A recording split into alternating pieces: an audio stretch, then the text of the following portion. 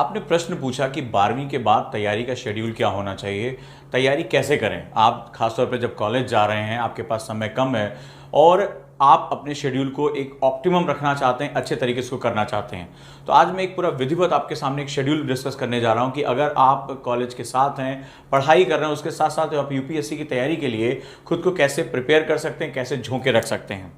हम बात करेंगे 3 स्टेजेस की, जब आप कॉलेज में हैं और ग्रेजुएशन कर रहे हैं और आप अपनी पढ़ाई को निरंतर चालू रखें। तो जनरली जो कॉलेज डेज होते हैं वो मंडे टू फ्राइडे होते हैं, यानी आपके हफ्ते में 5 दिन आपके उसमें यूटिलाइजेशन होते हैं। अब तीनों चरणों की अलग अलग तरह की पढ़ाई होती है, इसमें फर्स्ट ईयर, सेकेंड ईयर और थर्ड ईयर होता है। अब मैं सबसे पहले बात करूंगा, अगर आप ग्रेजुएशन फर्स्ट ईयर में है, 12th कर चुके हैं और ग्रेजुएशन फर्स्ट ईयर आपका चल रहा है, तो वहां पर आपको अपने कॉलेज को ज्वाइन करने के साथ साथ आप जब उसकी पढ़ाई कर रहे हैं तो कोशिश करिए क्लासेस में आप ऑप्टिमम रह सकें। जो टीचर आपको पढ़ा रहा है उस पर ज़्यादा से ज़्यादा आप फोकस करिए, क्योंकि अपने दिमाग में हमेशा ये रखिएगा कि जितना ज़्यादा आप समय बचा पाएंगे उतना ज़्यादा यूपीएससी को दे पाएंगे। याद रखिएगा, यूपीएससी एक जुनून की कहानी है, एक ऐसा समर्पण है जहां हर समय सोते जागते आपको केवल और केवल सिविल सेवा के बारे में सोचना है। आपको उस तरीके के बारे में सोचना है, उस मुकाम के बारे में सोचना है जहां कल को आप लाखों लोगों की जिंदगी में परिवर्तन कर पाएंगे। लेकिन ये जो समर्पण, ये जो त्याग है, वो आपसे सबसे पहले ले लिया जाएगा और उसकी सबसे बड़ी जरूरत है।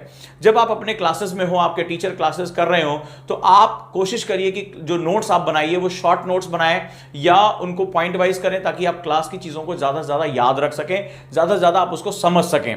तो ये हमारा पहला चरण रहा। और इसी के साथ साथ अब जब आप घर आते हैं या उसके बाद आप जो है वो अपने घर पहुंचते हैं, हॉस्टल पहुंचते हैं, तो आप सेल्फ स्टडी के लिए टाइम निकालिए। और इस सेल्फ स्टडी के लिए जो डेली आप कम से कम 3 से 4 घंटे आप डिवोट करेंगे अपने यूपीएससी के लिए, आपको ये टाइम आसानी से मिल जाएगा। सुबह 9 बजे आपका कॉलेज है तो 2 बजे आपकी छुट्टी मिल जाती है, आपको छुट्टी हो जाती है, तो आपके पास जो है वो अमूमन 5 घंटे रहते हैं पढ़ने के लिए। कॉलेज के शुरुआती दौर पे जो है वो बहुत ज़्यादा प्रेशर नहीं रहता है, इतना ज़्यादा जो है वो दबाव नहीं होता है।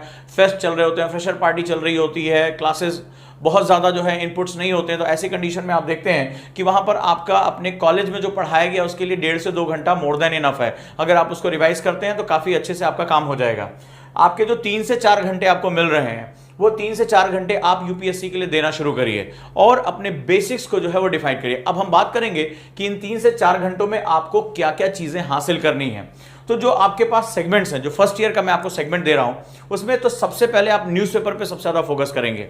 न्यूज़पेपर आप अपने कॉलेज की लाइब्रेरी में भी पढ़ सकते हैं, कहीं ट्रैवलिंग कर रहे हैं तो वहां भी पढ़ सकते हैं। न्यूज़पेपर को आप अपना आधार बनाकर लेकर आइए। जैसे अगर आप इंग्लिश में हैं तो हिंदू या इंडियन एक्सप्रेस, इंग्लिश में है तो दैनिक जागरण का राष्ट्रीय संस्करण या जनसत्ता।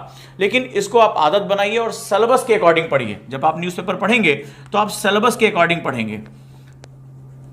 जैसे कोई महिलाओं का मुद्दा है तो जीएस पेपर 1, कोई आपदा प्रबंधन का मुद्दा है या आपदाओं का मुद्दा है, जीएस पेपर 3 हो गया, कोई पॉलिटिकल इशू है, जीएस पेपर 2 हो गया। इस तरह की चीजों को आप जो है वो लगातार